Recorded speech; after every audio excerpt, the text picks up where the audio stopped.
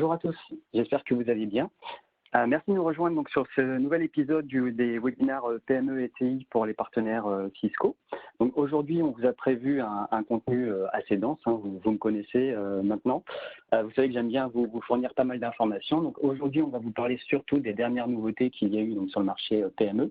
On va s'intéresser donc aux trois briques principales de Cisco, donc autour de trois briques, donc la brique connectée, donc tout ce qui va toucher au switch, au routeur et Wi-Fi, la brique sécurité, hein, qu'on verra en dernier lieu, et la brique collaboration. Donc on va parcourir un petit peu tout ça. Donc j'espère que vous êtes prêts. Un contenu un peu chargé, mais vous allez le voir avec pas mal de nouveautés assez intéressantes.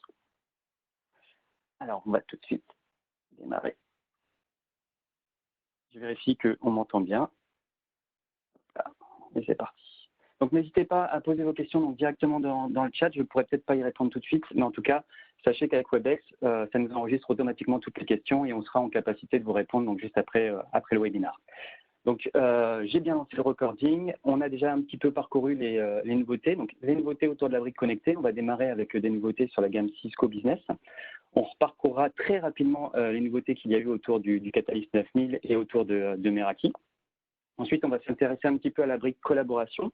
Donc, dans la brique collaboration, on va s'intéresser un petit peu au Webex Share, au nouveau Room USB, vous le verrez, qui est très intéressant pour le marché PME, un bon point d'entrée. On va vous présenter aussi les casques 730, donc qui sont les derniers casques Cisco qui ont été mis sur le marché. Et enfin, on va parcourir l'actualité qu'il y a eu aussi sur la partie sécurité. Et s'il nous reste un peu de temps, que j'ai respecté un petit peu mon timing, écoutez, on va pouvoir aussi parcourir les différents outils qui sont à votre disposition et les différentes promotions. Donc, sur la brique connectée, hein, vous le savez, on va être autour des produits plutôt switching, routing et wireless. Et sur cette gamme de produits, vous savez qu'on a, alors je ne sais pas, je vais juste fermer ça parce que ce n'est pas très clair avec ça, ok. Excusez-moi, donc du coup, effectivement, sur la brique connectée, on va avoir donc, majoritairement trois gammes de produits. La première gamme de produits qui va être la gamme Cisco Business. Cisco Business qui est, excusez-moi parce que je reçois des petits chats en même temps, je vais juste fermer mon truc, je pensais que je l'avais fait. Close Windows, ça va me perturber, excusez-moi. Donc la gamme Cisco Business, je vous le disais, donc avec des drivers plutôt autour de la simplicité et du prix. On est typiquement dans des solutions TPE, PME. Vous allez voir, on va avoir une nouvelle gamme de produits qu'on va vous présenter tout de suite. Vous connaissez donc la gamme Cisco Entreprise hein, qui existe depuis plus de 30 ans. On va retrouver les produits majoritairement Catalyst, les produits ESR, etc. Les drivers autour de cette gamme, c'est surtout l'innovation et l'évolutivité, le retour sur investissement que vous pourrez avoir à partir sur ces gammes de produits. Une suite logicielle qui va être très large, une sécurité embarquée, etc. Et enfin, vous connaissez très certainement aussi la gamme Meraki, où effectivement les drivers, on va être sur une agilité, une simplicité à l'extrême grâce à son dashboard qui va se situer dans le cloud et qui va vous permettre de gérer tout ce qui est produits de switching, de routing, de sécurité, de SD-WAN, de caméras de vidéosurveillance, etc. Et on y reviendra par la suite. Donc globalement, trois gammes de produits différentes avec un positionnement à la fois tarifaire et en fonction de la taille du client qui va être plus ou moins adapté en fonction du besoin. Alors là, je vais vous parler plutôt de la gamme Cisco Business. Donc vous avez certainement suivi ce qui s'est passé dernièrement. On a renommé la gamme de produits qui s'appelait Cisco Small Business et on l'a renommé en Cisco Business.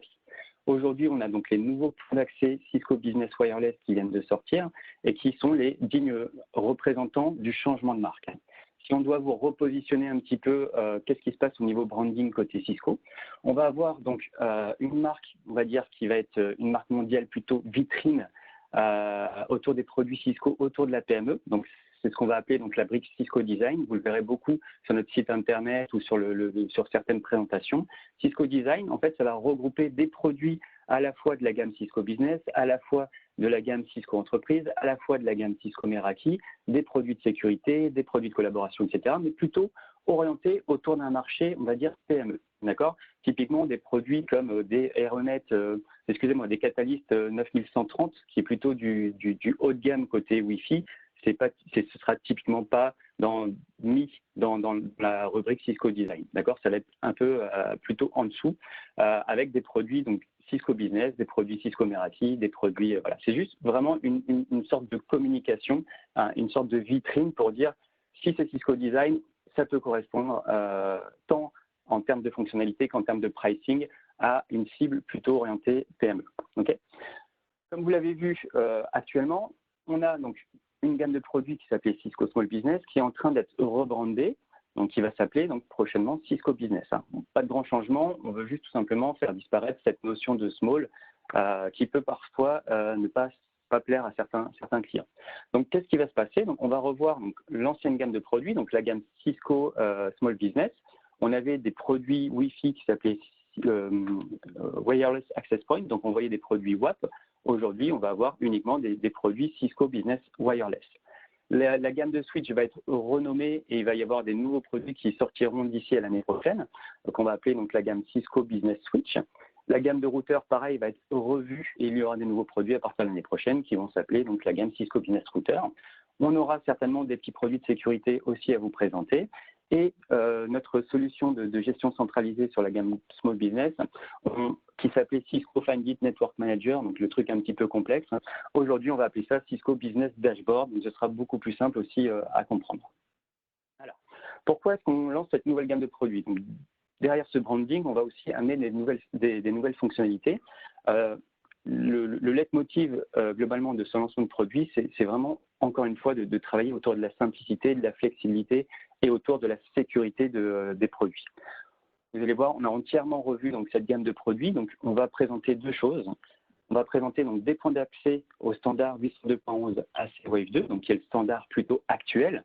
Le Wi-Fi 6, hein, on est un petit peu encore une fois en avance de phase, surtout sur nos PME. Pour pouvoir partir en Wi-Fi 6, il faut partir sur des produits qui seront peut-être un petit peu plus chers. Ça va être des produits qui vont dépasser largement les débits du gigabit Ethernet. Donc, il va falloir éventuellement revoir aussi l'infrastructure LAN en mettant des switches multi-gigabits, etc. Donc, les PME ne sont pas forcément prêtes aujourd'hui à partir sur le Wi-Fi 6. Quand on est sur des problématiques de budget, c'est typiquement aujourd'hui la gamme Cisco Business Wireless qu'il va falloir positionner. Donc, deux choses. Des points d'accès, donc classiques. Le point d'accès, je vais le connecter donc, à mon switch pour pouvoir donc, fournir le Wi-Fi 6, le Wi-Fi 5, excusez-moi, donc 802.11 AC. Je m'embrouille un petit peu. Et enfin, lorsque on est sur des scénarios un petit peu particuliers, j'ai pas forcément de switch où j'ai pas le câblage par exemple assez long. On est sur un endroit de ma société qui est un petit peu compliqué ou dans une salle de réunion. Typiquement, j'ai pas de switch à disposition, j'ai pas le câblage à disposition, mais je vais pouvoir en fait brancher des mesh extenders. Donc les mesh extenders, donc c'est un réseau maillé, donc ça va transmettre finalement récupérer la connexion Wi-Fi du point d'accès et tout simplement l'étendre pour pouvoir avoir une meilleure couverture en fait sur son entreprise, d'accord, ou sur l'entreprise de votre client. L'avantage de ces mesh extenders, c'est qu'on va avoir donc des possibilités un petit peu différentes. Donc soit je vais directement brancher mon mesh extender sur une prise et ça va me permettre de diffuser, de récupérer en fait les informations du point d'accès et de le diffuser. Tout simplement, pas besoin de configuration, ça récupère automatiquement sa configuration, etc. On a un modèle, enfin, je vais le parcourir par la suite, je vais arrêter de vous faire du teasing.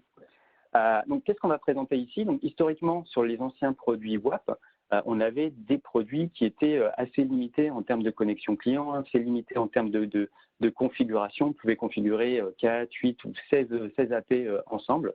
Aujourd'hui, on est sur une vraie solution sans contrôleur. Donc, des solutions qu'on appelle sans contrôleur, c'est-à-dire que je vais arriver, je vais prendre mon point d'accès, je vais configurer un seul point d'accès et tous les points d'accès qui vont rejoindre finalement cette configuration, donc cette infrastructure, va récupérer la configuration de cette infrastructure. On va pouvoir avoir une vue de ce qui se passe sur le réseau, etc. Donc, on est sur une vraie solution donc, de contrôleur. Deux approches ici pour cette gamme de produits. On va retrouver une approche un peu plus je suis indépendant, je suis un artisan, voilà, je veux configurer moi-même mes produits. Je vais pouvoir télécharger une application, donc on va appeler Cisco Business Wireless. D'accord. Je le télécharge sur iOS ou sur Android. J'achète mes produits, donc Cisco Business Wireless. Je vais avoir donc sur le produit un QR code que je vais scanner. Ça va m'amener donc directement donc sur la configuration donc à partir du mobile. Je vais pouvoir faire la préconfiguration donc avec des assistants, etc. pour configurer mon Wi-Fi en quelques minutes. Et à partir de là, mon Wi-Fi en fait, va être configuré. Si j'ai un nouvel équipement à rajouter dans cette infrastructure, je n'aurai juste à scanner le nouveau QR code, ça va être reconnu dans le réseau et je vais pouvoir donc rajouter soit un mesh extender, soit directement un nouveau point d'accès à mon installation. D'accord? Donc là, c'est l'approche un petit peu, je le fais moi-même, do it yourself. Et pour les partenaires qui veulent aller un peu plus loin dans la configuration, ou même pour les personnes qui voudraient configurer un peu plus, on va avoir donc bien entendu une interface graphique qui va nous permettre de configurer donc toute cette infrastructure. D'accord? On va avoir, comme vous le remarquez, un look and feel un petit peu proche des produits Aeronet. Et encore une fois, on est sur une nouvelle gamme de produits avec un matériel, un hardware dans lequel on est propriétaire, chose qui n'était pas forcément le cas sur l'ancienne gamme. À aujourd'hui, c'est bien du hardware Cisco, c'est bien du software Cisco, comme ça on maîtrise de bout en bout l'ensemble de la solution. Donc l'approche avec le mobile, hein, la possibilité configurée en quelques minutes, on va pouvoir avoir une surveillance donc directement à portée de main. Je vais pouvoir suivre le nombre de clients actifs, le nombre de points d'accès dans mon réseau, etc. Je vais avoir une visibilité complète de toute l'infrastructure. Je vais aussi avoir une visibilité applicative. Quelles sont les applications qui sont les plus utilisées donc, directement dans mon application, et tout ça disponible à partir du mobile. Au niveau de l'interface graphique, deux possibilités. Donc, soit je me connecte sur un des points d'accès et je vais avoir donc l'interface graphique qui va me permettre d'avoir une vue sur l'ensemble du réseau, donc sur le site en question. D'accord ? Pour éventuellement une gestion multi-site, on pourrait exploiter les solutions qu'on appelle FineGit Network Manager, qui est notre solution de gestion centralisée pour la gamme Cisco Business, d'accord, qui sera prochainement, lui, renommé en Cisco Business. Donc, je suis plutôt monosite, soit j'ai l'application web, soit j'ai l'application mobile. Je suis multi-site, il y a des possibilités d'avoir une vue centralisée sur l'ensemble de mes sites. D'accord ? Alors, comme je le disais, on est sur des produits de la gamme Cisco Business, donc plutôt orientés TPE-PME. Malgré tout, on va avoir donc l'ensemble des fonctionnalités qui se trouvent sur des, enfin pas l'ensemble, mais globalement la plupart des fonctionnalités qui se trouvent sur des produits plus évolués, donc type Aeronet, type Meraki. Donc typiquement la possibilité d'interconnecter Cisco Umbrella. Là, vous allez avoir un connecteur directement sur ces points d'accès qui seront à disposition. Donc, bien entendu, les solutions Umbrella sont optionnelles, mais vous pourrez directement rajouter et récupérer vos politiques de sécurité à travers directement l'interface graphique des points d'accès Cisco Business. Donc, on va retrouver bien entendu aussi toute la plus-value autour de Cisco Talos, qui est notre centre de cybersécurité Cisco, avec environ 300 ingénieurs qui travaillent. Si on doit comparer ces différents points d'accès, on va avoir principalement donc, trois modèles. Donc les CBW140, on va être sur deux antennes en émission, deux antennes en réception et deux spectres spatiaux, qui est, on va dire, l'entrée de gamme quand on part sur du Wi-Fi 5. Donc le Wi-Fi 5, on va retrouver hein, les classiques hein, du multi-user MIMO qui va permettre de gérer plus d'utilisateurs en même temps, d'envoyer plus d'informations aux équipements, etc., etc. Donc tout le classique, tout ce qui touche au standard du Wi-Fi Wave 2 va être disponible bien entendu sur ces points d'accès.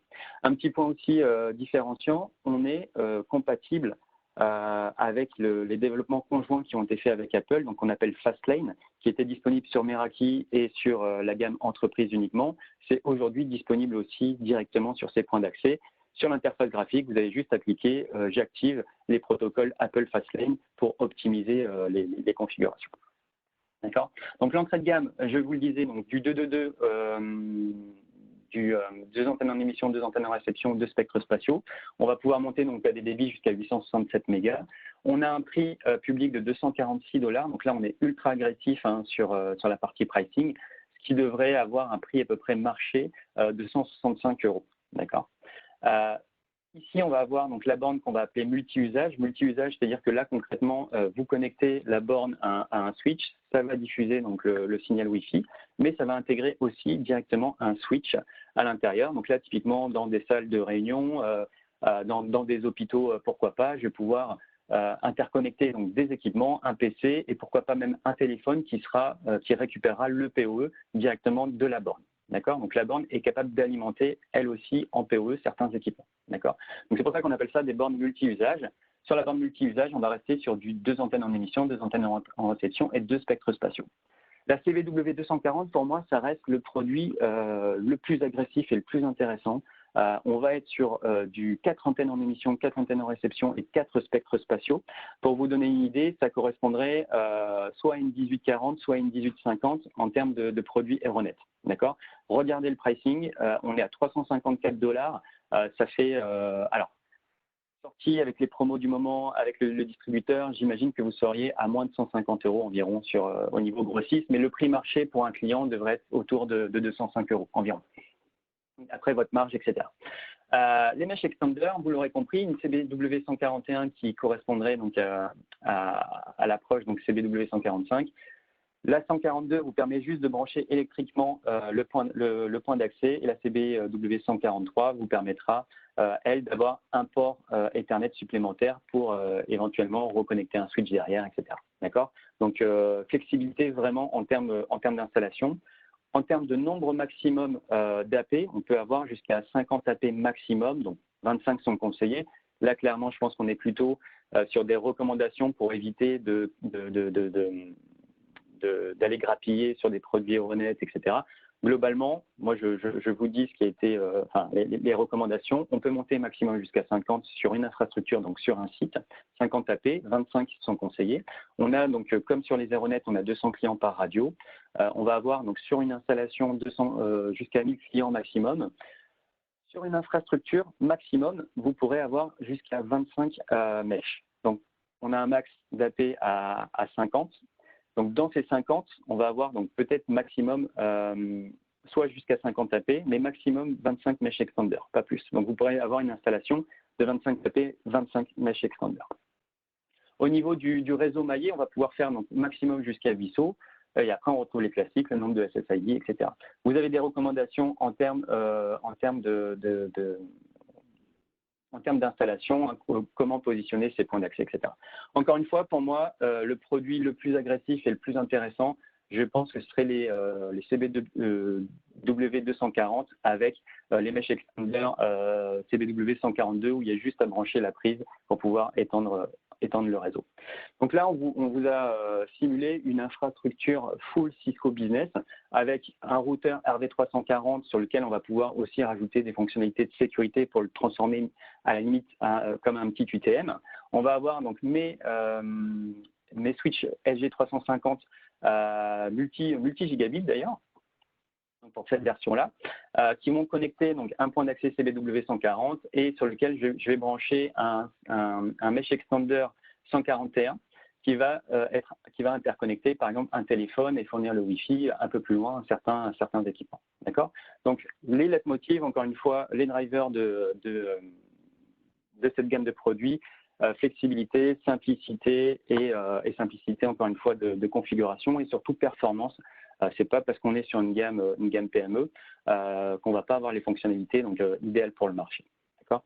Je vous ai mis ici quelques exemples de use case. Qu'est-ce qui va intéresser les clients dans le retail, dans le small office, etc. On va avoir la possibilité, bien entendu, de gérer le guest access. On va aussi avoir, par exemple, ce qu'on appelle le social login. C'est-à-dire que vous pouvez vous loguer directement avec Facebook, avec Google pour gagner du temps, récupérer de l'information, etc., etc. D'accord? Point important aussi sur la partie Cisco Business, on a une garantie à vie limitée, donc tant que le produit est commercialisé, le client est garanti avec un remplacement standard sur les produits Cisco Business Wireless. Vous pouvez rajouter donc un contrat de SmartNet pour avoir un support 24/24, 7 jours sur 7 au TAC Small Business qui est accessible en plusieurs langues, etc. Sachez que quand vous achetez des produits Cisco Business, vous pouvez faire les mises à jour gratuitement et vous avez 1 an de support qui est de toute façon accordé aux clients lorsque vous achetez un produit. Donc juste pour vous donner une idée. Bonne transition. Maintenant qu'on a vu la partie Cisco Business Wireless qui, à mon avis, va faire un petit carton, surtout au niveau pricing, on va faire le tour rapidement des différentes nouveautés marquantes de cette année sur Meraki. Pour ceux qui veulent aller plus loin, qui n'auraient pas vu les précédents épisodes, on a un épisode spécifique pour les partenaires pour comprendre la valeur de l'offre Meraki, donc pour vous, et un épisode spécial hors série sur lequel on avait abordé donc toute la partie API et Analytics. Vous pourrez cliquer directement pour retrouver les présentations. Donc pour ceux qui vendent déjà du Meraki, j'imagine que vous le savez. Pour les autres, je vais vous l'apprendre. On a donc une promotion actuellement qui permet d'avoir 1 an de services supplémentaires, de licences supplémentaires sur les produits Meraki à partir de 3 ans de licence. C'est-à-dire que si vous prenez 3 ans de licence, vous en aurez 4. Si vous prenez 5 ans de licence, vous en aurez 5. Donc la première année, entre parenthèses, elle est offerte, c'est cadeau, c'est Meraki qui offre. Grosse nouveauté aussi, ça va être surtout là, sur le démarrage Q4, vous avez à présent les produits Meraki qui sont en promotion Fast Track, c'est-à-dire que là, pas besoin d'aller négocier avec un Allianz Cisco, vous pouvez directement commander les produits Meraki en Fast Track. Et si vous voulez encore plus optimiser le pricing, vous pouvez faire une déclaration d'affaires, donc ce qu'on appelle le hunting, pour avoir un discount supplémentaire et vous protéger par rapport à un éventuel partenaire concurrent sur l'offre. Je vais accélérer un petit peu. Non, je vais garder le rythme. On est pas mal.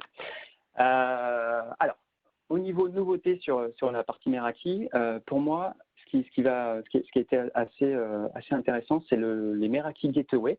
Donc, c'est une passerelle cellulaire qui va permettre finalement dans des zones où on n'est pas super bien couvert par la DSL, etc., de pouvoir fournir un accès Internet directement avec la 4G LTE. D'accord. Donc là, vous allez avoir un produit qui va permettre d'interconnecter une carte 4G directement de nano SIM, sur lequel vous allez avoir donc 2 ports Ethernet et qui va vous permettre finalement de fournir un accès à Internet. Donc c'est ce qu'on appelle du wireless WAN, donc de fournir de manière sans fil, encore une fois, un accès à Internet. D'accord.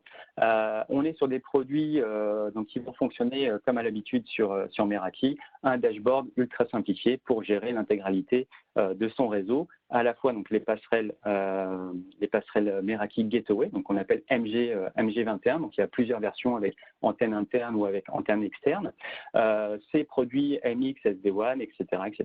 D'accord. Donc toute l'infrastructure Meraki gérée directement à partir du dashboard. Si vous voulez aller plus loin, je vous invite franchement à revoir les différents webinaires qu'on a mis au préalable. Un petit rappel quand même sur les derniers produits Wi-Fi 6 qui sont disponibles donc chez Meraki. Donc pourquoi partir sur le Wi-Fi 6? Donc là, on va partir sur Wi-Fi 6 quand on a un besoin extrême en termes de débit. D'accord. Quand on recherche donc des débits plus importants, on va pouvoir monter donc pratiquement jusqu'à 5 gigas. Avec des produits Wi-Fi 6. On va gérer bien entendu beaucoup mieux la partie haute densité, donc on commence à être quand même dans le ME de la PME. On va avoir une durée de vie qui va être encore une fois optimisée. Plus on avance dans les standards, plus on essaye d'optimiser la durée de vie des batteries parce qu'on interconnecte de plus en plus de périphériques mobiles. Et on va avoir une fiabilité qui va être améliorée parce que le standard Wi-Fi 6 va nous permettre d'avoir jusqu'à 8 antennes en émission, 8 antennes en réception, etc. Donc globalement, on va pouvoir démultiplier par 4 les débits au niveau du Wi-Fi 6. Pour ceux qui n'auraient pas suivi, on avait des produits Wi-Fi 6 qui étaient sortis, donc qui étaient compatibles au standard, bon, assez spécifiques, c'était les MR45 et MR55. D'accord. Aujourd'hui, on a revu ces produits-là, on va les appeler donc les MR46, 56, et on va sortir un nouveau produit qui va s'appeler le MR36. Là, on a juste, il y avait une petite chose qui manquait par rapport au standard officiel Wi-Fi 6. Donc, les produits ont été revus et on a finalement adapté le produit pour pouvoir gérer ce qu'on appelle l'OFDMA en upload et download. Ce qu'on n'avait pas sur les MR45 et 55. Aujourd'hui, c'est bien disponible. On est totalement compatible avec le standard. D'accord. L'avantage ici, c'est qu'on va avoir une borne entrée de gamme. Donc une MR36 en Wi-Fi 6 avec 2 antennes en émission, 2 antennes en réception et 2 spectres de flux spatiaux qui vont diffuser le Wi-Fi. La MR46, on est plutôt sur du milieu de gamme avec des plutôt même hautes performances qui va commencer à gérer un petit peu la haute densité, etc. Donc là, on va avoir 4 antennes en émission, 4 antennes en réception et un port multi-gigabit, donc jusqu'à 2,5 pour pouvoir fournir un débit Wi-Fi 6 assez cohérent. La partie MR56, là, on est sur le maximum du standard, c'est-à-dire 8 antennes en émission, 8 antennes en réception et 8 spectres spatiaux. On va avoir un port multi-gigabit pour pouvoir exploiter directement toute la puissance donc, du Wi-Fi 6. Je ne vois pas beaucoup de questions, hein. C'est que tout doit être super clair. Donc, ça me rassure. Donc, si on fait un chemin d'upgrade, hein, pour des clients existants qui avaient potentiellement, ou si vous aviez des habitudes en MR33, 42 ou 53, c'est super simple. Ce qui était en MR30, entre parenthèses, on le migre en MR36. Wi-Fi 6, ça va donc se finir toujours par un 6, hein, moyen mémotechnique. MR36, qui était plutôt autour de MR42, on va le migrer vers MR46 et ainsi de suite. MR52 et 53, on va le migrer vers les MR56 pour l'offre Wi-Fi 6. Je reprends mon souffle. J'espère que ça va. On n'est que sur la brique connectée, mais vous allez voir, ça va bien se passer. Autre nouveauté importante côté Cisco Meraki. Alors, encore une fois, là, on est plutôt sur le ME de la PME. Hein. Mais globalement, on va avoir une nouvelle gamme de switching qui va un petit peu faire office de Best of Both Worlds. C'est-à-dire que là, concrètement, on va avoir donc, les nouveaux produits MS390 qui vont regrouper deux choses. C'est-à-dire qu'ils vont regrouper typiquement la puissance et le hardware des technologies Cisco entreprises. Donc là, on va récupérer des ASIC Cisco, on va avoir des performances qui sont proches de ce que peut faire vraiment les switches haut de gamme Catalyst 9000 par exemple, et on va avoir une simplicité, on va récupérer finalement la simplicité du dashboard, du tableau de bord Meraki. Donc là, on a finalement fusionné un petit peu les deux mondes, donc c'est disponible sur le dashboard donc, de Meraki. On va retrouver un petit peu ce qui fait les spécificités hein, de Cisco. Alors, pas tant au niveau des ports. Hein. Au niveau des ports, vous aurez jusqu'à 48 ports, donc 24 ou 48 ports en 1 giga, 2 giga 5 ou 5 giga multi-gigabits, et des produits qui vont gérer le PoE 30 watts, PoE+, ou l'UPoE, donc qui monte jusqu'à 60 watts. Là, on va retrouver un petit peu l'historique Cisco, c'est qu'on va avoir donc, des produits avec des uplinks modulaires, c'est-à-dire qu'en fonction du besoin, vous allez pouvoir mettre des uplinks 1 giga, 10 giga, 25 giga ou éventuellement 40 giga. Là où on se rapproche aussi, on va avoir une modularité au niveau donc, des alimentations, des alimentations, d'accord. Mais la vraie nouveauté, elle va se situer surtout au niveau du stack power, qui permet finalement, donc sur un stack de switch, vous allez finalement pouvoir mutualiser les alimentations. Donc ça, c'était une spécificité Catalyst 9003 ou anciennement les produits 3850. C'est des choses qu'on va amener aujourd'hui sur les produits Cisco Meraki. C'est-à-dire que là, typiquement, je vais avoir peut-être 8 switches qui vont être interconnectés et je vais pouvoir avoir peut-être 5 ou 6 alimentations qui vont partager l'ensemble qui vont se partager le budget de l'ensemble des 8 switches qui vont être connectés. Si j'ai une alimentation qui lâche, même si elle est sur le switch numéro 1, elle va pouvoir alimenter le switch numéro 2. Donc, on va vraiment mutualiser et partager la puissance grâce à Stack Power. D'accord ? Donc, ça nous permet finalement, dans une infrastructure, d'avoir à commander beaucoup moins d'alimentation que sur une gestion classique de double alimentation. D'accord ? Donc, ça, au final, ça revient moins cher. Et au niveau du stack, on va avoir un stack qui va être un petit peu amélioré. Encore une fois, si vous avez des questions là-dessus, n'hésitez pas à vous rapprocher de vos interlocuteurs Cisco ou Meraki. On vous redonnera les coordonnées à la fin. Côté Cisco entreprise, on reparcourt aussi rapidement. Je vous remettrai les liens des différents webinaires. On avait fait un webinaire Catalyst Everywhere, hein, comment on positionne du Catalyst à la fois dans la PME jusqu'au grand compte, quelle que soit la gamme de produits. On va juste reparcourir rapidement. La plus grosse annonce dernièrement a été donc le lancement des Catalyst 1000. Les Catalyst 1000 par rapport au positionnement Catalyst 9000. Donc vous savez qu'aujourd'hui on ne parle plus de 2960, des 3650, des 3850. On va uniquement parler de switch Catalyst 9000. Donc Catalyst 9000, on peut démarrer donc sur de la PME, on peut être quand même assez agressif hein, avec des produits 9002, mais on va avoir donc cette histoire de licensing, etc., etc. Donc c'est pas forcément une approche simple dans une approche un peu plus volumique, d'accord. Donc la gamme Cisco Catalyst 1000, on va avoir donc des produits qui vont être, on va dire, plus compacts, d'accord. C'est-à-dire qu'on va démarrer donc sur du 8 ports, sur du 16 ports, sur du 48 ports, etc., jusqu'au 48 ports. On va être sur des produits, donc typiquement produits switch d'accès pour interconnecter donc mes périphériques, mes caméras de vidéosurveillance, mes points d'accès Wi-Fi, etc. D'accord. On va avoir donc la gestion donc, du PoE+, mais surtout la vraie différenciation, c'est que les Catalyst 1000, on ne va pas avoir cette notion de licensing. D'accord. J'achète mon switch, je vais donc payer, je vais juste avoir une seule référence, je vais payer à la fois mon hardware et le software lors de mon premier achat. D'accord. Il n'y a pas d'histoire de licensing à renouveler, pas renouveler, etc. D'accord. On va avoir l'historique iOS, hein, donc on va être sur un iOS standard, alors que sur les Catalyst 9000, on est plutôt sur un iOS 6e évolutif et modulaire. Là, on va être sur l'iOS qui existe depuis 30 ans, qui était assez on va dire qu'il était un peu plus fermé, mais qui faisait ce qu'il devait faire. D'accord. Donc, si on doit reparcourir rapidement, pourquoi on va positionner du switch Catalyst 1000? Pour sa simplicité, on va avoir une interface graphique directement à l'intérieur du switch. On va pouvoir configurer, donc ils sont compatibles Bluetooth, donc avec un dongle Bluetooth, on va pouvoir le configurer directement dans ce qu'on appelle over the air. On n'est pas obligé de câbler un port console, par exemple. On est sur je vous le disais, un iOS standard. Donc là, ça correspond à peu près à de l'iOS LAN base. Et c'est pris en charge, bien entendu, donc, par le Cisco Tag, donc le support de Cisco, hein, qui est connu et reconnu dans le monde entier.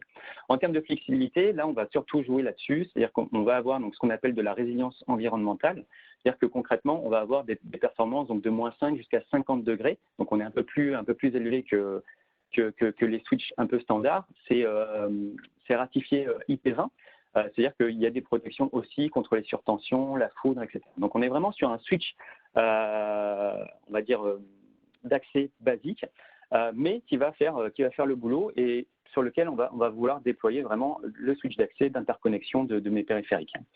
On est sur des produits donc, sans ventilateur et plutôt compact. Hein. On a du 8 ports, du 16 ports, c'est-à-dire que sans ventilateur, ça fait moins de bruit. On peut le positionner sur un bureau ou tout simplement le sortir de l'armoire de câblage. On va avoir différentes options en termes de PoE+, c'est-à-dire qu'on va pouvoir monter donc jusqu'à 30 watts par port. On va avoir donc des liaisons montantes en fonction de la référence en 1 gigabit ou 10 gigabits, d'accord, en fonction de la volonté. Et c'est des switches qui sont stackables donc en natif, c'est-à-dire qu'il n'y a pas de module de stack à rajouter. C'est stackable en natif, mais c'est ce qu'on appelle du stack de l'empilement horizontal. C'est-à-dire que là, on veut se servir des ports SFP au niveau des uplinks. Hein. Donc 1 giga ou 10 gigas, on peut mixer les produits. Voilà. Donc tout ce qui est Catalyst 1000, on va pouvoir les stacker ensemble et on va pouvoir monter jusqu'à une pile de 8 switches. En termes de sécurité, on va retrouver bien entendu les différents standards. D'accord. Encore une fois, en termes de modèles, c'est assez vaste. On démarre au 8 ports, au 16 ports et on monte jusqu'au 48 ports avec différentes possibilités en termes de PoE, plus ou moins de budget. Et en termes d'uplink, vous allez avoir un petit peu de différenciation. Donc, c'est disponible, c'est dispo chez vos grossistes. N'hésitez pas à les solliciter pour avoir une idée de pricing. Okay.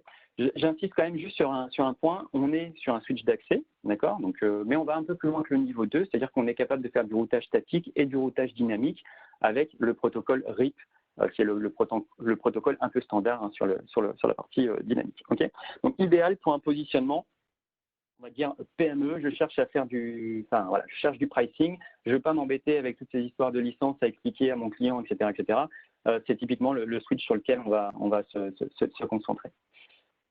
Qu'est-ce qui va différencier un Catalyst 1000 d'un Catalyst 9002? Donc, il va y avoir un petit peu, je vous l'ai dit, le positionnement tarifaire, le positionnement en termes de fonctionnalité. Globalement, quand même, je vous le dirais, sur certains modèles, à réfléchir pour positionner peut-être du Catalyst 9002. Je vous ai mis un peu le positionnement hein, sur chacun des modèles. Globalement, partir sur un Catalyst 9002, on va avoir beaucoup plus d'évolutivité possible. Je vais pouvoir ajouter en option donc une double alimentation. Je vais avoir un OS qui va être évolutif. J'ai des ASIC qui vont être programmables. Je vais pouvoir jouer un petit peu avec les API, etc. Choses qui ne sont pas forcément possibles sur le Catalyst 1000. Donc, encore une fois, voilà, ça s'étudie, mais on n'oublie pas qu'avec le Catalyst 9002, on va pouvoir proposer une pérennité qui va être, à mon avis, beaucoup plus large que sur les Catalyst 1000. La différence de coût, elle n'est pas toujours extrême, donc voilà, c'est encore une fois une discussion à avoir avec son client. D'accord ?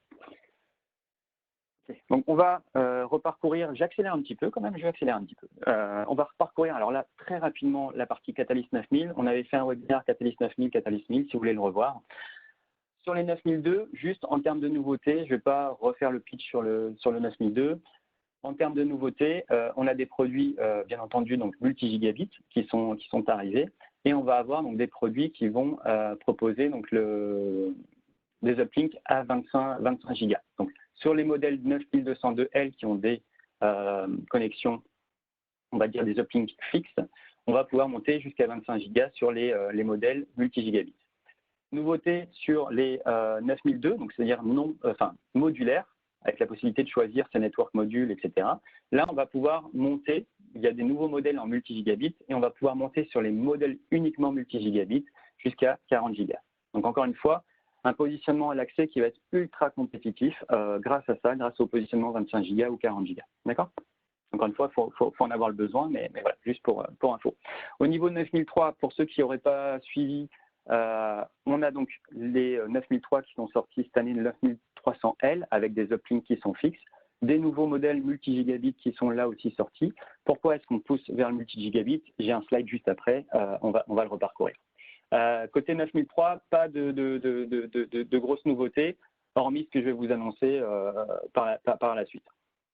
Donc, multi-gigabit, pourquoi aujourd'hui le multi-gigabit est vraiment devenu critique? Parce qu'on va pousser de plus en plus une connectique Wi-Fi 6. Donc, au niveau sans fil, on va pousser vers le Wi-Fi 6. Le Wi-Fi 6 dépasse largement les débits du 1 giga, donc il va falloir proposer des débits intermédiaires grâce au multi-gigabit. Deuxième point important du multi-gigabit, c'est qu'on va pouvoir tirer une puissance plus importante des anciens câbles, donc de type catégorie 5E ou catégorie 6. On n'est pas obligé de revoir totalement l'infrastructure, on va dire, du câblage du client. C'est-à-dire qu'en ayant des câbles catégorie 5 ou catégorie 6, on va pouvoir exploiter des débits intermédiaires, donc 2 gigas 5 gigas sans avoir à tout refaire, d'accord, voire 10 gigas, mais bon, dans ce cas-là, il n'y a pas besoin de revoir le câblage. Ici, c'est juste un rappel des différentes possibilités que vous allez avoir donc, sur l'offre Catalyst 9000 pour gérer le multi-gigabit dès l'accès, dès le 9200, donc dès les switches d'accès, sur le 9300 avec des fonctionnalités bien entendu plus évoluées, etc. D'accord? Donc, encore une fois, pour pouvoir exploiter pleinement le Wi-Fi 6, il faut que les produits Wi-Fi 6 aient un port multi-gigabit et il faut bien entendu que l'infrastructure switching ait des ports multi-gigabit. On peut voir de temps en temps des projets se faire en Wi-Fi 6 alors que l'infrastructure du client est en 1 giga. Et ben, je vous le dis clairement, là, le Wi-Fi 6 ne va pas pouvoir aller au-delà de 1 giga. Voilà. Donc, juste pour le petit rappel. Autre nouveauté côté Cisco, et 9003 voire 9004, c'est la possibilité d'alimenter jusqu'à 90 watts. Donc chez Cisco, vous avez le PoE et le PoE+. Donc PoE+, on va jusqu'à 30 watts. L'UPoE, on va jusqu'à 60 watts. Et l'UPoE+, chez Cisco, on va pouvoir monter jusqu'à 90 watts. D'accord? Je vous le rassure, c'est devenu, donc c'est le nom Cisco, l'UPoE et l'UPoE+, 60 et 90 watts.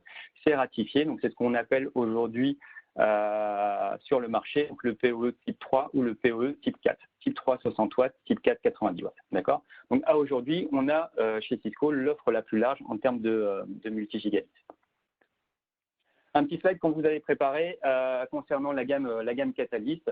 En fonction de votre besoin, vous allez pouvoir comparer rapidement. C'est plutôt, on va dire, pour les avant-ventes, plutôt que de parcourir 40 slides, vous allez pouvoir choisir rapidement quel est le switch qui correspond en fonction du besoin.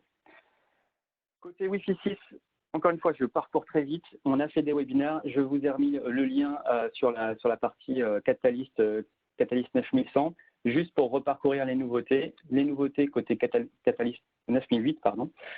Au niveau contrôleur, on va avoir des contrôleurs virtuels qu'on peut positionner donc, dans l'infrastructure client ou directement en mode cloud. On va avoir donc des infrastructures, un contrôleur physique donc, qui démarre à 250 AP. En termes de nouveautés, il va pouvoir monter jusqu'à 250 AP. En termes de nouveautés, on a une licence performance qui va nous permettre, avec le même hardware, de pouvoir doubler les perfs, donc de monter à 500 AP jusqu'à 10 000 clients, etc. Donc ça fait partie des nouveautés. On a la possibilité d'embarquer directement dans les nouveaux points d'accès Catalyst 9100 le contrôleur virtuel. D'accord? Donc, ça rapprocherait un petit peu de l'approche Mobility Express. Le contrôleur virtuel est embarqué dans les bornes. Et l'approche Catalyst 9008, donc sur tous les modèles Network Advantage, on a la possibilité d'avoir le contrôleur embarqué. Jusqu'à présent, c'était vraiment dans une approche Software Defined Access. À aujourd'hui, on va pouvoir aussi l'utiliser de manière classique sans être dans une approche SDN. Donc voilà pour les nouveautés au niveau excusez-moi, contrôleur.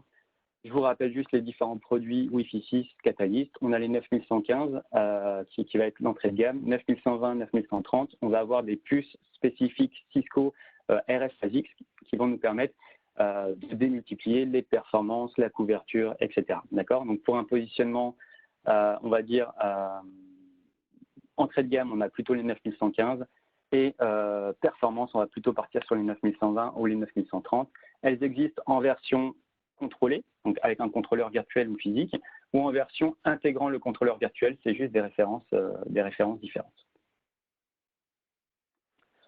Ok, je vous laisse reprendre votre souffle. On va attaquer la partie collaboration. Donc désolé sur la partie Catalyst, on a été un petit peu rapide, mais encore une fois, vous avez les liens sur les précédents webinaires qui va vous permettre de revoir tout ça un peu plus calmement. Pas beaucoup plus, mais un petit peu plus. Au niveau des nouveautés collaboration, donc moi je voulais revenir sur quelques nouveautés produits. Vous allez avoir, pour ceux qui l'ont raté, la présentation de l'offre WebEx Calling qui a été faite le mois dernier par Nicolas Mocro. Vous aurez le recording et la présentation si vous voulez creuser un petit peu cette partie-là. Le mois prochain, on vous donnera l'invitation. On va revoir donc l'ensemble des offres WebEx, donc WebEx Meeting, WebEx Support, WebEx Event.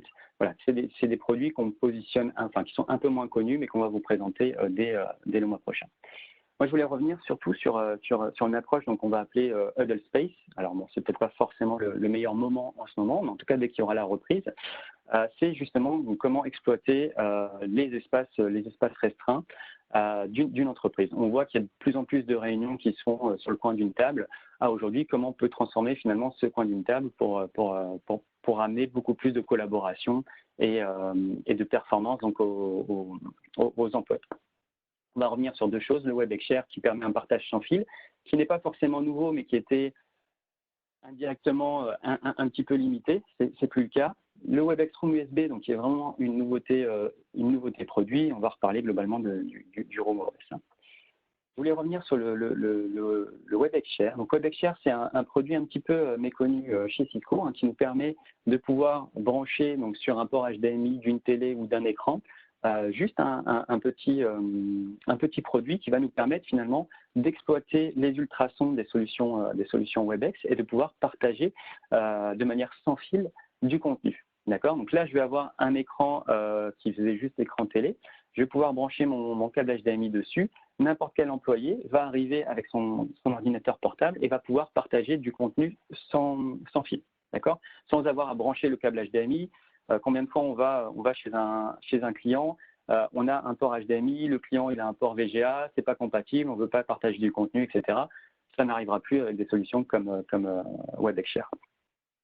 Les limitations du WebEx Share à l'époque, c'est peut-être pour ça aussi que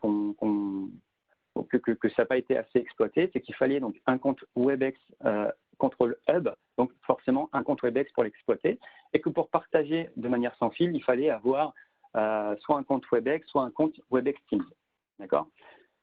Aujourd'hui, pour avoir le contrôle hub, vous pouvez exploiter la licence WebEx qui est gratuite. D'accord? Donc vous aurez votre contrôle hub, donc il n'y a plus de cette nécessité d'avoir une licence.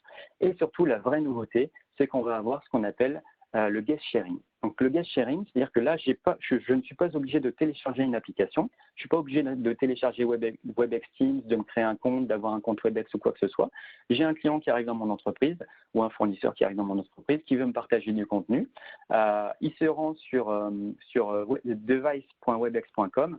Il va avoir donc juste un petit code PIN à rentrer et il va s'interconnecter directement à cet écran et vous allez pouvoir exploiter de manière sans fil tout ça. Ça, c'est la partie guest sharing, c'est juste pour partager du sans fil. Là, en termes de positionnement, on va se retrouver plutôt sur des produits type barcode, où là, généralement, quand on va en déplacement chez des partenaires ou chez des clients, ils nous disent, écoutez, là j'ai un barcode, je vous donne votre petite clé, vous devez brancher ça sur votre USB, vous devez installer le logiciel, vous devez faire ci, vous devez faire ça pour finalement pouvoir connecter et partager du contenu sans fil. Là, il n'y a pas de faille de sécurité, il n'y a rien à brancher, il n'y a rien à installer, je vais pouvoir partager du contenu de manière sans fil et totalement sécurisée grâce à l'aspect WebEx Share. Si on est connecté à un compte WebEx, on va en plus pouvoir avoir des informations un peu plus complètes sur le nom de l'utilisateur, on va être reconnu directement par l'écran, etc. etc. D'accord ? Je ne suis pas obligé d'utiliser la partie Guest Sharing. Qui dit produit WebEx, dit RoomOS, qui dit aussi WebEx Control Hub, qui est l'interface unifiée de gestion de tous les produits autour de WebEx, WebEx Meeting, WebEx Room, tous les équipements, la partie même calling. Je vais avoir donc la possibilité d'avoir des informations sur le taux d'utilisation de mes écrans, de mes WebEx Share, de mes RoomKit, de tous mes rooms, à partir d'une seule et même interface, donc qui va s'appeler fameux WebEx Control Hub. Point aussi important, on est sur un produit qui va nous permettre aussi de faire donc de ce qu'on appelle du digital signage basique, c'est-à-dire que je vais pouvoir diffuser de l'information. Mon écran n'est pas utilisé, donc actuellement je n'ai pas de réunion, j'ai rien de tout ça. Mon écran est en plein sur un passage, typiquement, où beaucoup d'employés vont passer. Je vais pouvoir passer des messages, exploiter cet écran pour passer des messages, donc soit des messages d'entreprise, soit faire diffuser des promotions, etc., ou du contenu pour les clients éventuels qui passeraient devant. En fait, on va se servir des équipements qui vont être en face de nous pour pouvoir diffuser des messages, du contenu, du training, pourquoi pas, etc. D'accord ? Donc, on va exploiter au maximum les produits qui ont été mis en place. Encore une fois, disponible dès les produits WebEx Share. Pour vous donner une idée, plusieurs possibilités en termes de connectique, mais en termes de prix marché, ce que vous devriez le sortir, vous, à peu près, à environ 350 €, le produit WebEx Share, et ce qui reviendrait avec une solution EasyLease, hein, qui est notre solution de financement à 0%, à environ 10 € par mois. D'accord ? Donc j'espère que voilà, ça vous a donné envie d'aller un petit peu plus loin, partage sans fil de manière sécurisée et ultra simple, incluant donc le Guest Access. Je continue sur ma lancée. En termes d'équipement, on va avoir donc ce qu'on appelle vous connaissez déjà le RoomKit Mini, hein, qui est un équipement qui permet de transformer encore une fois une télé basique en un écran de téléprésence. Et on parle vraiment de téléprésence parce que l'expérience utilisateur va être bien entendu là. On va avoir la diffusion et la captation donc en 4K, etc., etc. D'accord. L'avantage aujourd'hui, c'est qu'on a décliné donc, le WebEx RoomKit Mini en version Room USB. C'est-à-dire que là, concrètement, on va pouvoir brancher directement sur la télé et sur un PC pour être beaucoup plus agressif en termes de pricing. Donc, pour vous donner une idée, les solutions Room USB vont démarrer à peu près à votre prix d'achat. Vous devriez les avoir dans les alentours à peu près de 1 000 €, soit environ 30 € par mois en format EasyLease. L'idée ici, c'est qu'on va retrouver donc toute la simplicité et l'évolutivité finalement des solutions RoomKit Mini. Donc, simplicité de configuration, de branchement, etc. Alors, je vais juste partir plutôt sur ce slide-là. L'idée ici, c'est qu'on va pouvoir, donc, on a un vrai RoomKit sur lequel on va brancher en fait directement donc sur un PC pour pouvoir partager du contenu, pour pouvoir faire mes réunions WebEx, m'interconnecter éventuellement aussi avec du WebEx Teams, du Skype ou quoi que ce soit. Et on va avoir donc cet équipement qui va transformer donc la télé directement en équipement de téléprésence. On va retrouver le classique l'angle de vue donc à 120 degrés qui permet de capter jusqu'à 5 personnes sans avoir donc à serrer. On va traiter l'image donc pour avoir une image encore une fois de qualité et non pas déformée comme avec le fisheye habituellement. On va avoir ce qui va vraiment changer l'expérience, avoir une expérience audio parfaite, une suppression du bruit qui va être assez hallucinante, hein, que si vous avez déjà testé les produits RoomKit. Vous allez pouvoir, donc, comme le WebEx Share, partager du contenu sans fil avec l'accès invité, comme on a vu tout à l'heure avec le navigateur web. Vous allez pouvoir faire du digital signage, etc. Donc, en gros, c'est un RoomKit en connexion USB à son PC. D'accord ? Donc, l'avantage ici, c'est qu'on va pouvoir en fait tirer le prix à son maximum le HomeKit USB, donc un prix marché, donc chez vous sorti d'ici aux alentours, je vous l'ai dit, de 2000 €. Vous allez avoir le vrai HomeKit. C'est exactement la même chose, sauf que là, on va le câbler donc directement au PC et on va utiliser en fait une télécommande.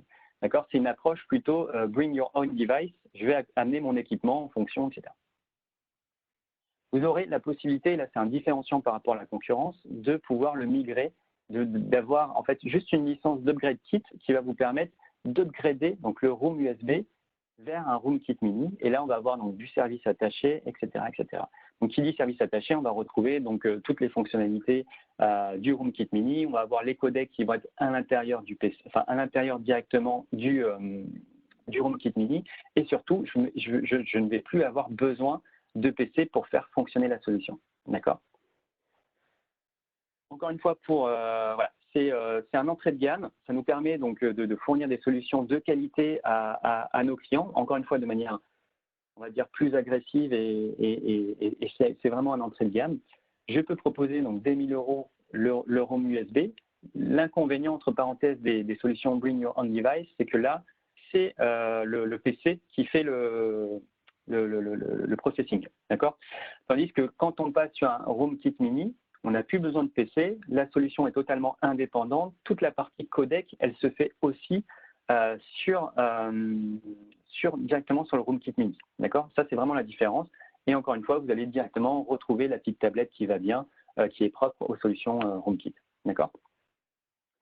Donc globalement, entrée de gamme, 1000 € environ, 2500 € environ avec le service attaché sur un HomeKit mini, mais ça permet une évolution progressive de vos clients. Ils sont satisfaits du Roam USB, ils veulent passer au niveau supérieur, ils ont la possibilité de migrer, chose qui n'est pas possible, encore une fois, sur la compétition. Je vais pas, voilà, je vous laisse les slides, je vais pas les parcourir, mais vous avez un comparatif avec les autres acteurs du marché. Encore une fois, nouveau produit pour nous, on n'était pas présent sur la partie USB et c'est aujourd'hui le cas avec les Roam USB. Ensuite, nouveauté, à chaque fois qu'on parle à des partenaires, souvent les partenaires nous disent je ne savais pas que Cisco fait des casques, alors on a décidé de vous en parler aujourd'hui. Aujourd'hui, donc, on va vous présenter donc, les casques 730. Donc là, on va être sur un nouveau casque Cisco, donc Bluetooth, avec un design élégant, avec la possibilité d'avoir ce type d'équipement sur une journée complète. On est vraiment sur un produit entre le pro et le perso, hein, parce que bien entendu, on va avoir une qualité très poussée en termes d'audio. On va pouvoir écouter de la musique, etc. Donc c'est un produit que les employés vont ramener chez eux, vont ramener le lendemain, etc. Donc on est vraiment sur encore une fois, un produit entre les deux mondes. Par contre, ça reste un produit pro, donc on va amener donc, toutes les fonctionnalités assez poussées sur ce type de casque. Donc déjà en termes du design, hein, vous aurez remarqué qu'on va avoir un design donc sans tige, ce qui est beaucoup plus élégant. On va avoir donc des fonctionnalités Clear Voice, donc qui vont vraiment améliorer la voix du locuteur. On va avoir la possibilité, en fait, en fonction du scénario, donc je suis sur un open space, j'écoute peut-être une réunion, mais je veux aussi écouter qu'est-ce qui se passe à la fois dans ma réunion, mais à la fois dans mon open space. Je vais pouvoir donc me brancher sur la partie qu'on appelle ambiance, où je veux être totalement concentré, je veux écouter de la musique, où je veux écouter ma réunion de manière très poussée. Je ne veux pas entendre les gens autour de moi, je vais pouvoir pousser donc, sur la suppression de bruit. Je vous le disais, on va avoir des codecs haut de gamme, ce qui nous fait qu'on va avoir donc, vraiment une qualité audio qui va être très poussée. Vous allez pouvoir paramétrer directement tout ce qui est equalizer, etc. etc. Et c'est compatible avec tous les assistants vocaux, donc Google Assistant, Siri, Cortana, etc., pour interagir éventuellement avec votre PC ou avec vos différents équipements. D'accord. On est sur du Bluetooth, hein, donc ça se connecte sans problème, bien entendu, aux iOS, aux Android, etc. Au niveau des performances, donc on va pouvoir parler donc jusqu'à 20 heures, écouter de la musique jusqu'à 25 heures. On a un temps de charge complet donc jusqu'à 150 minutes et on a une fonctionnalité de quick charge qui va nous permettre d'avoir jusqu'à 1 heure de temps de parole en 10 minutes. En termes du design, hein, vous allez avoir un petit peu une pochette de transport qui va être fournie. Donc, qu'est-ce qui est fourni donc, sur le produit de base? Vous allez avoir donc le travel case, vous allez avoir donc les câbles nécessaires éventuellement si on veut le câbler, etc., etc. Les adaptateurs USB, USB-A et le câble jack. En option, vous aurez la possibilité de rajouter le stand de charge. Okay. Ce qui va faire encore une fois une différence, on l'a dit, c'est un petit peu entre les deux mondes. Donc, je vais pouvoir, si j'utilise en perso ou même en pro, configurer directement avec une application mobile les performances de mon casque. Okay. Je vais pouvoir régler les basses, etc. etc. Okay. Qu'est-ce qui fait la différence aussi au niveau Cisco? Donc ça fonctionne extrêmement bien entendu sur les produits Cisco. C'est vraiment prévu pour s'interconnecter directement avec les IP phones, avec les équipements WebEx, Despro, Cisco Jabber, WebEx Meeting, WebEx Teams, etc. etc. L'avantage aussi, c'est que vous allez avoir une gestion, alors je vais passer peut-être au slide suivant, vous allez retrouver donc, dans le Control Hub que je vous présentais tout à l'heure, vous allez retrouver donc, toutes les informations relatives à ces casques. C'est-à-dire que vous allez avoir la gestion directement intégrée donc, via une seule et même interface. Vous allez pouvoir gérer donc, tout ce qui est mis à jour, par exemple des casques, de votre flotte, toute la visibilité vous allez avoir à partir donc, du WebEx Control Hub. Donc pour les gestionnaires IT de toute la flotte de téléphones, de casques, etc., ça va être beaucoup plus simple à déployer et à surveiller. D'accord ? On rappelle, ces nouveaux casques sont disponibles et complètent en fait les casques qu'on avait sortis précédemment, qui étaient les 530, les 520 et les 560 qui étaient sans fil. 530 plutôt filaire, mono-oreille ou deux oreillettes, et les 560, on était donc sur des produits sans fil avec une base standard ou une base multibase, plutôt DECT. D'accord ? Alors que là, on va être plutôt sur une gestion full Bluetooth. Alors, je ne vais pas rentrer dans le détail. Je pense qu'on va déborder un petit peu. Il me reste un petit peu de sécurité, mais je vais essayer d'être quand même rapide. WebEx Desk Pro, là, je vous invite à regarder des vidéos sur les différentes possibilités. Donc, c'est l'évolution du DX. On a vraiment transformé le Desk Pro en véritable mini WebEx Board. D'accord ? Donc, c'est un équipement personnel. On va pouvoir y travailler éventuellement aussi à plusieurs. Je vais pouvoir interagir directement dessus, donc à la manière d'un WebEx Board, hein, comme vous pouvez le voir ici. Donc, c'est vraiment un équipement personnel. Je vais retrouver vraiment tout ce qui fait la force de la téléprésence Cisco, hein, donc l'ajustement des caméras, le comptage de personnes, si on est à 2 personnes à travailler en réunion. La possibilité aussi, et là c'est un différenciant, je vais pouvoir brancher un PC Windows 10 directement en USB-C, donc sur le WebEx Desk Pro, et je vais pouvoir utiliser des fonctionnalités tactiles directement de Windows grâce au WebEx Desk Pro. D'accord ? Donc voilà, ça c'est vraiment ce qu'on appelle le Touch Redirect, c'est vraiment encore une fois un différenciant. Et là, vous profitez pleinement de l'écran 4K, d'un son crystal clear. Vous pourrez mettre toutes vos musiques préférées directement là-dessus, et on est sur un écran 27 pouces. Donc vraiment un tout en un. Ça reste du haut de gamme, mais encore une fois, dans la période actuelle, ça peut aussi faire la différence. Un petit rappel des différents produits du portefeuille. Encore une fois, c'est plus un slide pour autre. En termes de sécurité, donc on va déborder de 10 minutes maximum. Hein. Je m'en excuse encore une fois, je suis très bavard, je vous prévois toujours des choses assez poussées. Au niveau sécurité, on avait vu avec Marc Guéroux en février l'offre Zero Trust, où là on parlait effectivement, on avait fait un petit focus autour des solutions Cisco Umbrella, on avait fait un focus autour de la solution Duo Sécurité, qui est notre solution de multifacteur authentification. Si vous voulez rentrer là-dessus, enfin si vous voulez revoir, n'hésitez pas à cliquer, vous allez revoir donc, toute l'information. Pour balayer juste rapidement les différentes nouveautés, encore une fois, on vous l'a dit, hein, on fait un aperçu, on ne peut pas toujours rentrer dans le détail. Moi, je voulais juste revenir donc, sur les Firepower 1000. Firepower 1000, donc c'est les évolutions finalement des produits ASA. On a aujourd'hui donc les Firepower 1010 qui est un positionnement typiquement TPE, PME. On va pouvoir après avoir des solutions Firepower 1120, 1140 ou 1150 avec des performances qui vont être démultipliées. Globalement, un Firepower 1000, on démultiplie déjà les performances d'un ASA 5506 typiquement par 4. Encore une fois, je ne vais pas rentrer dans le détail, mais c'est juste pour vous passer cette information. On va être sur les derniers OS sur des choses qui sont vraiment fonctionnelles. On va avoir, encore une fois, la possibilité de faire du filtrage, etc., d'adapter la licence en fonction du besoin client. D'accord? Je vous repositionne, encore une fois, c'est pour vous le portefeuille Firepower. Et l'élément peut-être le plus important pour vous, c'est de pouvoir comparer peut-être un existant client ou une migration client. Comme je vous disais, on prend un NASA 5506 qui avait une performance environ de 125 mégas en termes de firewall. Ici, on va pouvoir le pousser. On est déjà à 650 mégas pour l'équivalent. D'accord? Et en termes de pricing, encore une fois, je le rappelle, Cisco s'adresse aussi aux PME. Cisco est abordable. On a énormément de promotions, de programmes, etc. Donc, on va avoir un positionnement tarifaire qui va être très intéressant sur ce Firepower 10. Encore une fois, je vous inviterai à contacter vos interlocuteurs Cisco pour rentrer un petit peu plus dans le détail. Moi, je voulais revenir sur un événement assez majeur, donc qui va arriver vraiment sous peu, une annonce majeure, c'est SecureX. Donc SecureX, excusez-moi, c'est la fin du webinaire. SecureX, c'est quoi? C'est donc une plateforme qui va regrouper toute l'information des différentes solutions de sécurité Cisco, voire third party. D'accord? C'est-à-dire que là, vous allez avoir une seule et même interface qui va vous remonter l'information des différents équipements de sécurité. Le point le plus important ici, et c'est là où je vais peut-être insister, c'est une expérience qui va être intégrée dans tous les produits de sécurité Cisco qui se connectent donc à l'infrastructure. D'accord? Donc, je suis client, j'ai un produit de sécurité Cisco, et ben je vais avoir accès à cette plateforme SecureX.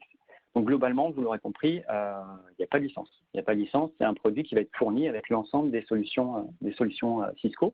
Et on va pouvoir, encore une fois, aller un petit peu plus loin parce qu'on va pouvoir récupérer des informations en third party, des informations de la gestion des identités et des différents centres d'intelligence, etc., etc. D'accord?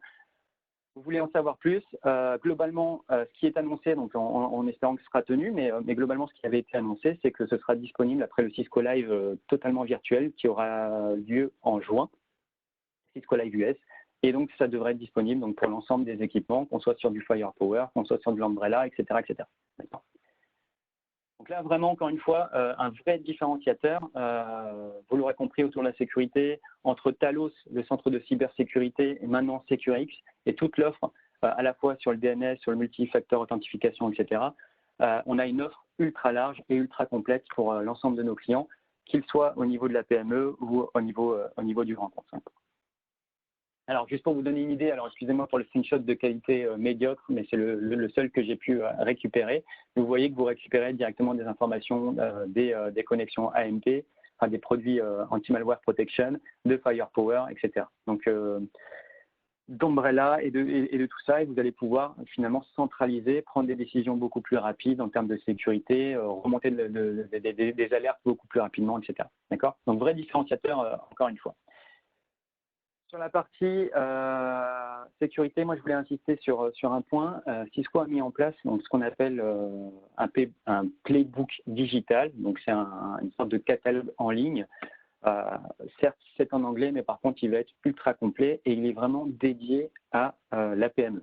D'accord? C'est-à-dire que là, comment Cisco peut aider les PME à répondre aux enjeux de sécurité, donc avec Meraki MX, le NetGen Firewall, Umbrella, biosécurité, AMP for Endpoint par exemple. Vous allez retrouver dans ce playbook digital toute l'information donc sur les besoins des clients, les actualités, sur comment Cisco peut répondre aux différents enjeux, sur comment vous allez pouvoir le configurer. Ça va vous donner des use cases, ça va vous expliquer les différenciateurs des différentes solutions par rapport à la compétition.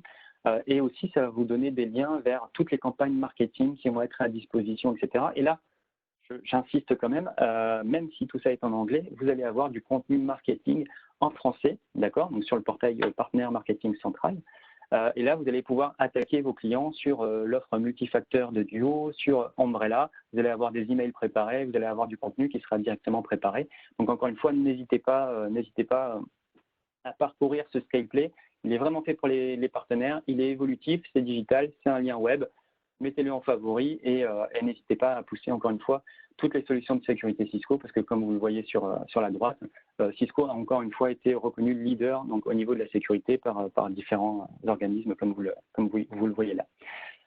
Dernier point, ça vient juste d'arriver la semaine dernière, donc je vous le partage. Vous allez retrouver aussi donc, dédié au marché PME, le rapport de cybersécurité qui a été fait donc, par Cisco et dans lequel on va démystifier un petit peu les 10 plus gros mythes de la cybersécurité au niveau de la PME. D'accord? Donc, vous voulez aller plus loin, n'hésitez pas à télécharger le rapport ou aller encore plus loin sur le hub Self-Connect. Voilà, je pense qu'on a dépassé de 5 minutes. Je vais me permettre de prendre 5 minutes supplémentaires hein, parce qu'on n'est plus à ça près. Je voulais juste vous rappeler effectivement l'équipe qui est à votre disposition donc sur le segment non nommé. Donc tous les comptes qui ne sont pas nommés chez Cisco, vous allez avoir une équipe dédiée sur toute la France, hein, donc des commerciaux de terrain. Sur toute la France, quelle que soit la région. Donc, il fonctionne en fonction du client final. Donc, si votre client final est basé dans un de ces départements, vous allez donc contacter directement la personne en fonction de la région. On a aussi des équipes qui sont basées à Lisbonne et qui va accompagner donc, tous les commerciaux terrain sur la gestion des deals et on les remercie pour leur travail quotidien. Et bien entendu, vous allez retrouver Francesco et Christine. Donc, Francesco qui gère la région et Christine qui gère tout le segment de marché. Et vous voyez ma petite tête ici hein, qui est là pour vous présenter les différents webinaires, vous accompagner sur différents projets. On a aussi, et là j'insiste, toujours sur les comptes non nommés, une équipe dédiée sur Meraki, donc n'hésitez pas à les contacter.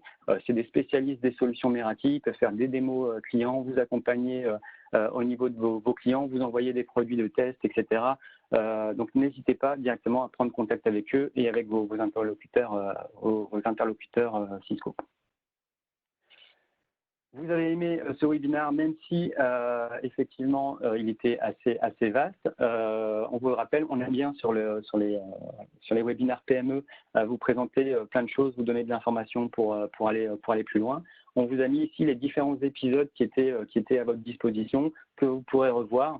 Et je vous rappelle la possibilité de vous inscrire directement au prochain webinaire pour les solutions WebEx Calling, WebEx or Calling, Meeting, Event, Support et Training.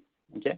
Je rappelle le calendrier de la distribution pour retrouver les différents événements en dehors des événements Cisco Webinaire PME. Les promotions, alors, je vous partagerai, vous pourrez cliquer directement. On met en place donc un document de promotion. Donc, je vous le montre rapidement. C'est une vingtaine de pages quand même, mais on rentre dans le détail des différentes promotions qui sont à votre disposition. Typiquement, vous faites du Wi-Fi et Ronet, vous avez des promotions qui vous permettent d'acheter vous achetez une borne, vous en avez une deuxième gratuite et on arrive à des niveaux de remise qui sont complètement démentiels. La possibilité sur les contrôleurs 9008 d'avoir le contrôleur à 50% de remise sur la GPL. On rappelle les différentes promotions Meraki et aujourd'hui, vous l'avez vu, on était en promotion aussi sur la partie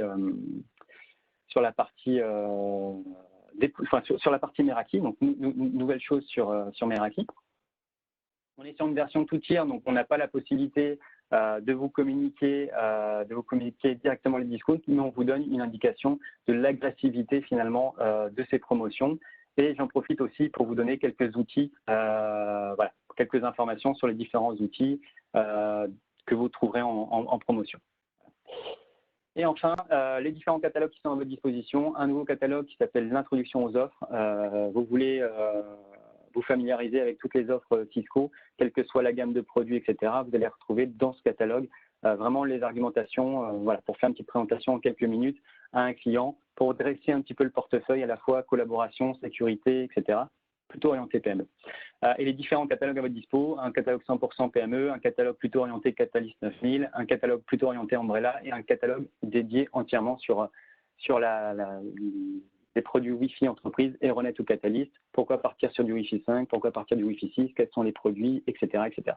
D'accord. Dernier point, je crois que je vais presque arrêter là. On a un outil qui vous permet de sélectionner donc, vos switches en fonction de la gamme de produits, Cisco Catalyst, Meraki, Small Business. Vous allez pouvoir choisir vos produits Wi-Fi. Vous avez un training en français qui est plutôt très bien fait, qui dure 10 minutes et qui va vous permettre d'exploiter au maximum le potentiel de cet outil-là. Encore une fois, essayez de vous faire gagner du temps dans votre quotidien avec Cisco. Vous retrouvez les différents types partenaires pour comment je travaille habituellement avec Cisco, qui je dois contacter, quelle est la proposition de valeur de Cisco, les chiffres corporate, etc. Tout est dans ce kit partenaire. Le Self-Connect, qui est un outil qui regroupe toute la documentation Cisco à jour. N'hésitez pas, si vous avez un CCO, vous vous connectez sur Self-Connect et vous allez retrouver toutes les présentations techniques, commerciales, tous les documents de réponse à appel d'offres de l'ensemble des technologies Cisco, même en dehors de la PME, IoT, etc. Vous avez une question, allez plutôt sur Self-Connect. D'accord. Dernier point qui n'est pas des moindres, surtout en cette période. Je rappelle juste l'offre EasyLease à 0%. Hein. Donc normalement, je vous fais la blague, il n'y a qu'un seul chiffre à retenir, mais bon, là on est un petit peu en retard. 36 mois, donc on propose un 36 mois au client à 0%. Le client, s'il souhaite devenir propriétaire du matériel, il aura 1% du montant initial d'investissement à payer. Donc prenons 3 600 €, ça fait 1 000 € par mois. S'il veut être propriétaire du matériel, il aura 36 € à payer au-delà des 3 ans pour devenir propriétaire. Il faut qu'il y ait 70% minimum de l'enveloppe qui soit des produits Cisco, hardware, software, etc. Et les 30% restants, ça peut être votre service, ça peut être votre installation ou même des produits concurrents. Petite différenciation, si vous êtes inscrit au programme, vous allez pouvoir aussi avoir une commission de partenaire. Donc, non seulement on propose un 0%, mais vous pouvez avoir 1% de commission pour les partenaires. Et on monte, alors je ne l'ai pas précisé ici d'ailleurs, on monte jusqu'à pratiquement 300 000 € aujourd'hui, si je ne dis pas de bêtises. Donc voilà qui conclut ce webinaire très complet. J'espère que ça vous a plu, j'espère que ça vous a donné des pistes encore une fois sur les différentes nouveautés. N'hésitez pas à vous inscrire donc, au prochain webinaire. On vous enverra donc, cette présentation d'ici demain, le temps de récupérer les participants. Donc vous aurez la présentation et le recording. Encore une fois, merci et je vous dis à la prochaine fois. Merci beaucoup, au revoir.